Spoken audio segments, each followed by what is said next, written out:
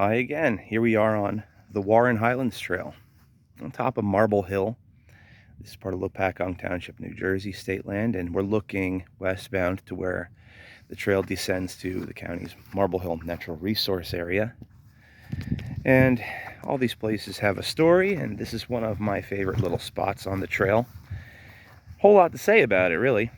And it's, of course, one of my favorite trails because I've been mostly behind the development of it. The Warren Highlands Trail appeared out of the regular Highlands Trail, which goes over 170 miles from Rigglesville, PA to Strunking Mountain, New York, and it's being extended either direction. But in the 1990s, that was proposed when attention started coming to the geological province known as the Highlands. And when they developed the trail as far as Alamuchi, they had two routes.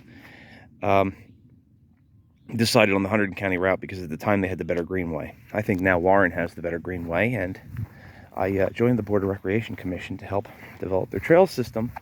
And starting in around 2011, I started working on this whole section in here. But I can't take credit for all of it, so I'm going to tell you some of the stories of the property, some of the history, and how you can get over here. We're looking over Lopatcong Township over here. The view gets a little more widespread. You're looking down here, you see the more modern corn cribs. That was originally maybe not even originally, but at least in the 1800s, it was the DeWitt farm. When the state acquired this, it was the Hanks farm, another local farming family. In fact, I worked on a Hanks family farm in high school. Great people. And this section of trail, we can go in a little bit about our volunteers.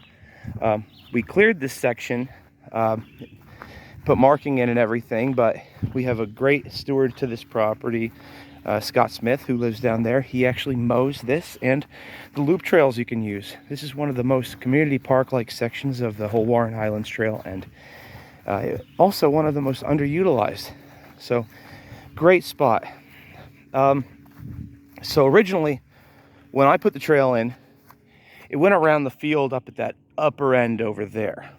But the farmer who was leasing the land at the time was Ray Robb, and he thought it was a little bit too much impact on his crops in there and that he had a better route. So he talked to Warren County head planner Dave Deck. He looked over the route and argued with me that we should probably move it. And I was at first like, no, we can't do that. We're losing a good route. But between Ray and Dave, they came up with this route that we're going to walk right here. And they were right. This is a fantastic route. It showcases different, maybe even better views of the area here. Going down into the old DeWitt farm here. Sometimes it's not as good because these fields go into a rotation. They let it fallow for a couple of years, which is just grassy stuff. When it's in corn, you don't get the views in the summer. In the wintertime, you get an even more widespread view. You can see off into Pennsylvania over this way. Any time of year. It's a beautiful place. And as long as Mr. Smith is still mowing this, it's just a wonderful walk.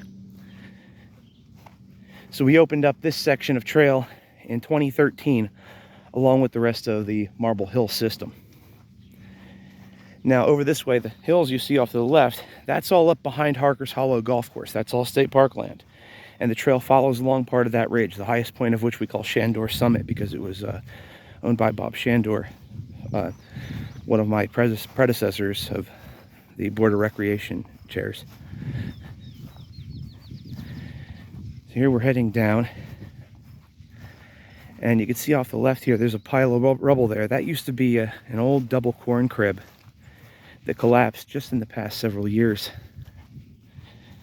But there was a full farmstead down in here. Really nice spot. If you want to get onto this piece of property, there is no parking on Belvedere Road where it first goes in. But you can make a nice loop by parking over in Lopatcong Park. Now out of the corner of it, you'll see a Warren Highlands Trail sign and a mowed path that goes up the hill over near their fields.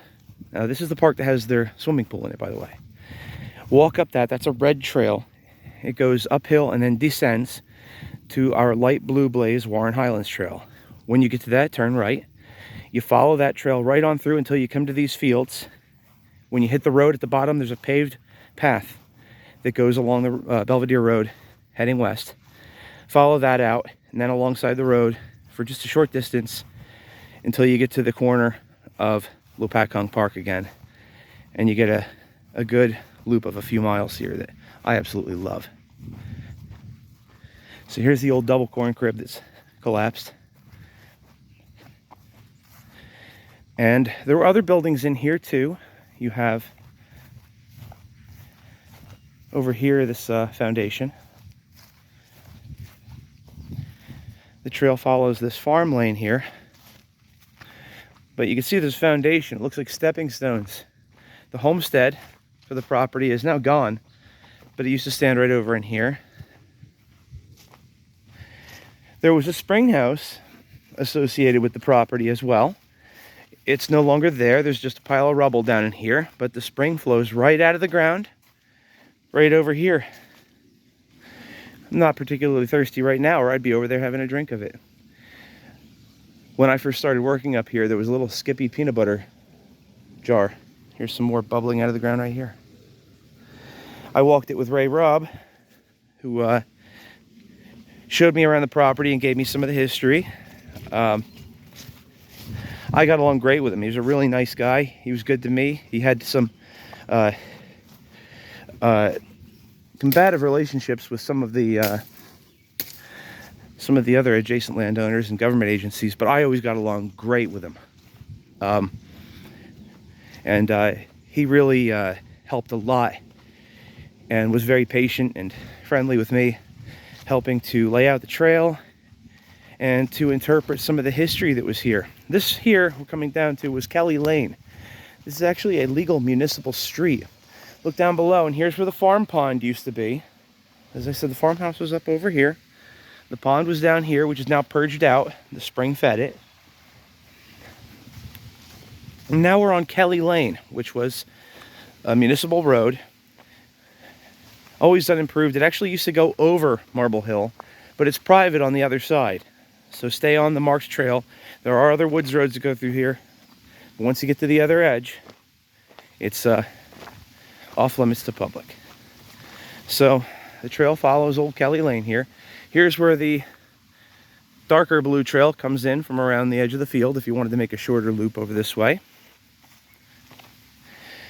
And over in these weeds to the right is another old building foundation.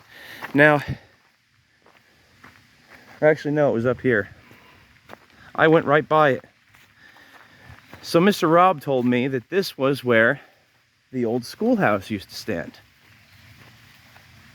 Now maybe it was one, but the 1874 Beers Atlas of Warren County shows the schoolhouse right about the exact spot where this trail comes out from the woods. But there's a foundation up in here. This is just stone row stuff, but down lower you can kind of see, if you look closer, you can see the laid block work in there. So was that the school? I'm not sure. There are, from what I've seen, some mistakes in the 1874 Beers Atlas, but there are also modern mistakes too. So Mr. Robb says that's where it was. The Beers Atlas says it's down here, further below. I don't know what the truth is. So if anybody else knows, I would love to know more about these properties.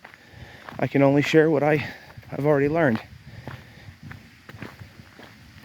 And here the stream goes under the old road. These are all, it's state land, but it's leased to private interests. So when you walk these trails, respect the croplands, because it's all being used with permission. And you see, this is just a beautiful stretch.